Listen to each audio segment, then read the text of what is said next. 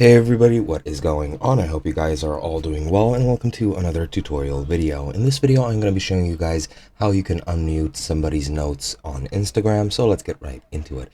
Now, you unmute them pretty much the same way that you mute them. You go to their profile. For example, I'll go to my alternate profile right here and click on following if you are following them. Then you want to click on mute, and as you can see in my options, what is displayed is that my notes and my notes on posts and reels are muted on this account. Now, what you need to do to unmute them is literally just clicking that and making these sliders go to the left.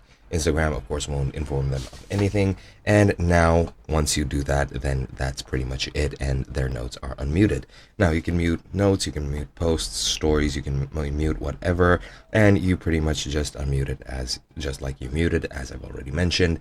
And yeah, that's pretty much all there is to it. Hope you guys enjoyed, and I'll be seeing you guys in another video.